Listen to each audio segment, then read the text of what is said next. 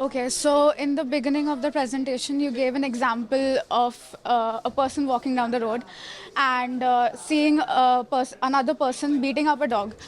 So in that scenario, the person who is beating Oh, yeah, go ahead, go ahead. who Okay. is beating up the dog might not have a valid reason for beating up the dog. He's beating the dog up because he can.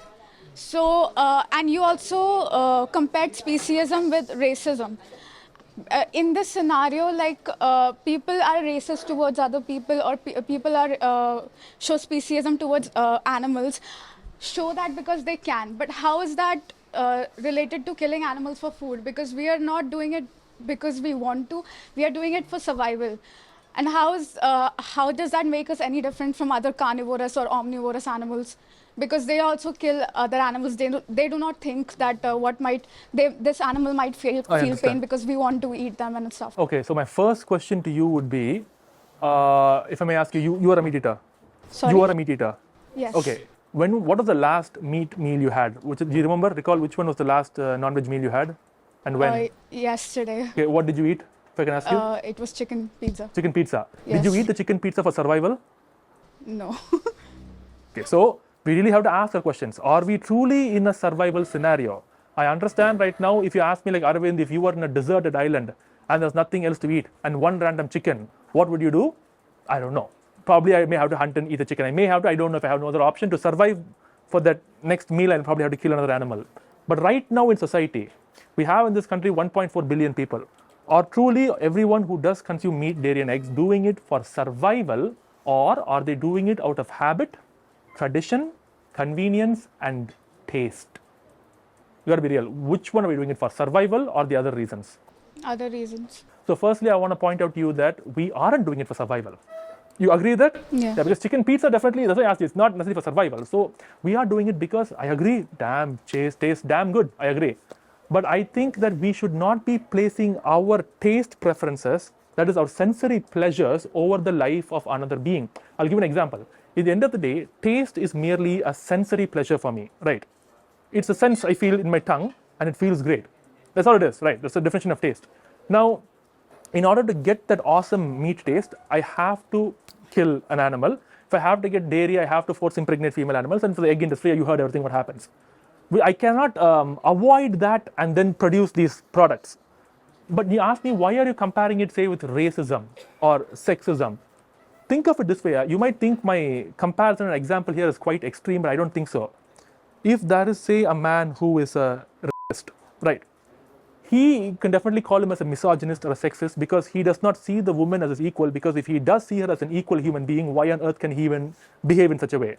But he does that. He objectifies her. He violates her body because he gets sensory pleasure from it. True? So if we say that objectifying and violating someone's body just because I get some kind of pleasure from it is sick when it comes to, say, a rape case, but am I not violating that animal's body and taking their life from them and consuming that because it's like, man, so good? Then all the violence is different, the victim is different, but the act of evil is the same, is what I am saying. And that's why I'm making the comparison between all forms of discrimination. As a vegan, as I condemn speciesism, I will always condemn every form of discrimination. I will never stand back and say, okay, this discrimination is okay, no, that is wrong. No. Racism, sexism, casteism, ableism, homophobia, speciesism, you name any way in which we are discriminating each other, it's always wrong. That's why I make the comparison. Discrimination is a tree and there are different branches of hatred. Speciesism happens to be one branch just like many other. That's why I compare it. Okay, so you understand why right now I'm saying it is not necessary, and also why I make the comparison. The third point, if I'm not wrong, you mentioned was, but there are other animals in the wild, would you condemn them? Now, I'll be honest and let you know that I understand I live in a universe, in this earth that existed way before I was born, in which nature has set things in course where one organism has to kill the other to survive. And nature is brutal. If you see National Geographic, you can see these poor baby deer who was just born trying to run away, and a cheetah will come and just wring its neck. It's horrible to see. But there's a difference between us human beings and, say, a cheetah, a lion, or a tiger, or a wolf. That is, we have the cognitive capacity to understand right from wrong. See, if you and me right now were living in the wild and we were not having this modern day phone or any technology, no weapons or nothing, we will probably have to hunt and kill and eat, also gathering, because we human beings evolved as hunter gatherers, both was there.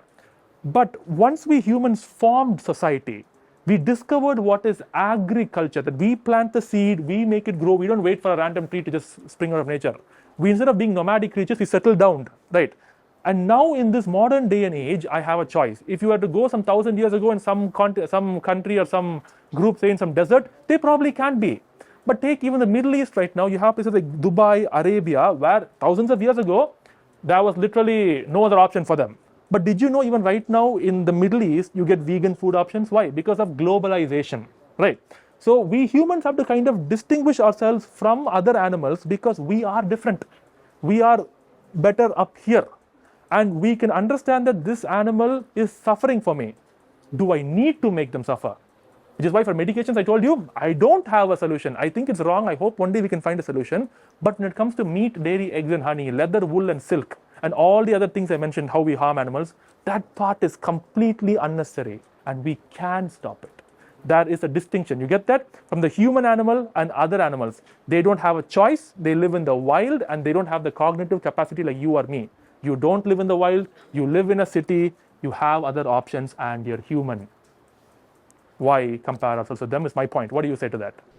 Sir, don't you think that means that speciesism is kind of justified because we are making a distinction between humans and animals because we have the cognitive ability to see right from wrong, but the animals don't?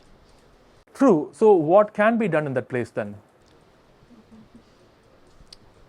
What I'm saying is that, let's just say if speciesism again is a form of hatred that we humans show towards animals.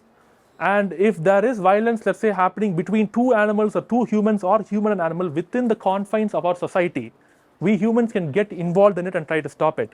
But if there are two wild animals right now fighting in the jungle, I mean, if there's a whale fighting with a squid right now in the bottom of the ocean, how can I as a human being even get involved in that? What can I even do?